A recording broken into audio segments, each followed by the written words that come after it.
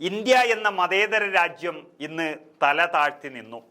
അതിന് വഴിവെച്ചത് ഹിമന്ത് വിശ്വ ശർമ്മ എന്ന അസം മുഖ്യമന്ത്രിയാണ്. അതായത് 88 വർഷം പഴക്കമുള്ള ഒരു പതിവ് രീതി അവസാനിപ്പിച്ചിരിക്കുകയാണ് അസം നിയമസഭയും അസം മുഖ്യമന്ത്രിയും. മുസ്ലിം MLA-മാർക്ക് വെള്ളിയാഴ്ച നമസ്കാരത്തിനായി അനുവദിച്ച 2 മണിക്കൂർ ഇടവേള അവസാനിപ്പിച്ചിരിക്കുകയാണ് അസം നിയമസഭ. അങ്ങനെയൊരു നിയമം പ്രാബല്യത്തിൽ വന്നത് ഇന്നാണ്. ഈ ഇടവേള അവസാനിപ്പിക്കാൻ കഴിഞ്ഞ നിയമസഭാ സമ്മേളനത്തിൽ തീരുമാനമായിരുന്നു. ഇന്നലെ മുതൽ തീരുമാനം പ്രാബല്യത്തിൽ വന്നിരിക്കുന്നു. നേരത്തെ രാവിലെ 9:30 ആരംഭിച്ച സഭ രാവിലെ 11 മണി മുതൽ 2 മണിക്കൂർ ഇടവേള നൽകുകയായിരുന്നു പതിവ്.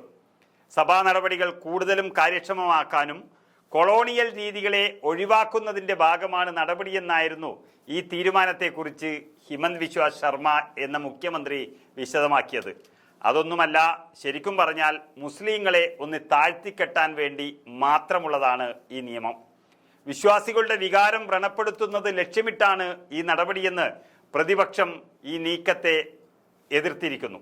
സർക്കാർ തീരുമാനത്തിൽ AIUDF MLA റഫീഖുൽ ഇസ്ലാം ശക്തമായ എതിർപ്പ് അറിയിച്ചിരിക്കുകയാണ്. നിയമസഭയിൽ 30 മുസ്ലിം MLA-മാരാണുള്ളത്. ഇവർക്ക് നിയമസഭയ്ക്ക് സമീപത്ത് തന്നെ നിസ്കാരം നടത്താൻ വേണ്ട സൗകര്യങ്ങൾ ഒരുക്കുമെന്ന് പ്രതിപക്ഷ നേതാവും കോൺഗ്രസ് MLA-യുമായ ദേവബ്രത സൈക്കിയ വിശദമാക്കുകയും ചെയ്തിട്ടുണ്ട്. കോൺഗ്രസ് ഉറച്ചു തന്നെ നിൽക്കുമ്പോൾ നിസ്കാരത്തിനുള്ള സമയം പാർട്ടി കണ്ടെത്തുമെന്നാണ് കോൺഗ്രസ് ആത്മാഭിമാനമുള്ള ഒരു തീരുമാനമായി എടുത്തിരിക്കുന്നത്.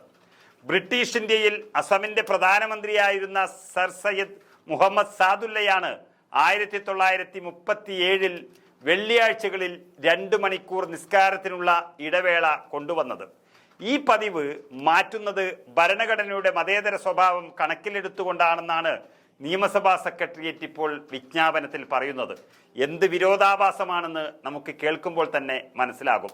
മുസ്ലിം വിഭാഗത്തിലുള്ളവർക്ക് വിവാഹവും വിവാഹമോചനവും സംസ്ഥാനത്ത് രജിസ്റ്റർ ചെയ്യണമെന്ന നിർബന്ധമാക്കിയതിന് പിന്നാലെയാണ് നമസ്കാരത്തിനുള്ള ഇടവേള പോലും റദ്ദാക്കിയിരിക്കുന്നത്. ഏതായാലും രാജ്യത്തിൻ്റെ മതേതരത്വത്തിന് കളങ്കം വരുത്തിയാൽ മീഡിയ ഗ്രാമം പ്രതിഷേധിച്ചുകൊണ്ടേയിരിക്കും. ആ മതേതരത്വം എന്ന മഹാസൗഭാഗ്യം നശിച്ചു പോകരുത് എന്ന് നിർബന്ധമുള്ളത് കൊണ്ടാണ് കോൺഗ്രസ് എന്ന പ്രസ്ഥാനത്തെ പലപ്പോഴും ഞങ്ങൾ അനുകൂലിക്കുന്നതും ഒപ്പം തെറ്റുതിരുത്താൻ ആവശ്യപ്പെടുന്നതും. കോൺഗ്രസ് ഈ രാജ്യത്ത് നശിച്ചാൽ എന്താകും എന്ന ചോദ്യത്തിന് ഒരു ഉത്തരമേ ഉള്ളൂ: ഇതുപോലത്തെ ശർമ്മമാർ കാര്യങ്ങൾ തീരുമാനിക്കും.